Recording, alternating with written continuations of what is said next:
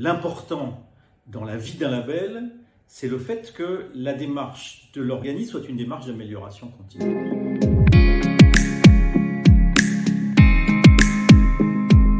IDEAS est venu répondre à un besoin auquel il n'existait pas de réponse correctement construite à l'époque.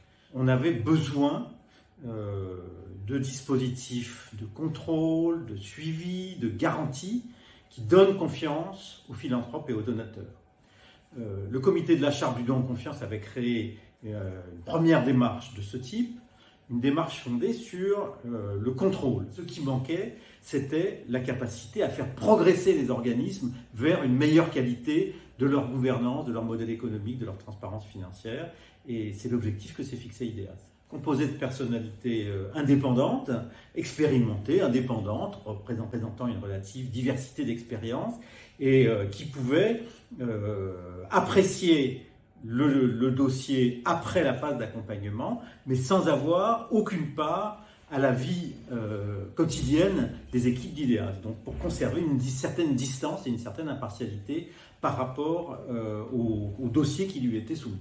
Les organismes qui ont été labellisés par IDEAS sont de taille et de vocation très variées.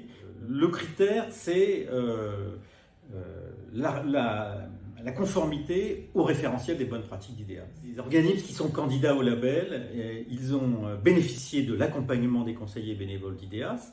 Ça, c'est la partie la plus bienveillante, la plus empathique de la démarche, mais ils ont aussi dû soumettre leur candidature à un contrôleur externe.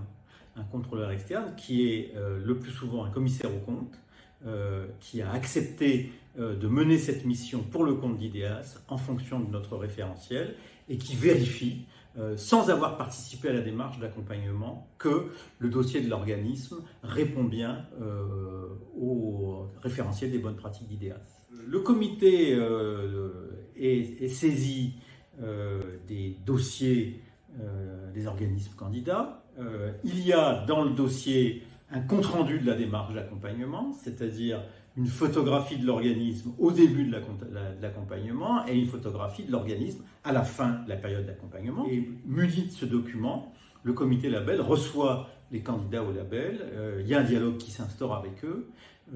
L'un des membres du comité label est désigné comme rapporteur, il a plus particulièrement étudié le dossier et à l'issue d'une discussion qui dure généralement 1 heure, le comité label délibère pour savoir si l'organisme répond effectivement aux critères de qualité du label IDEAS.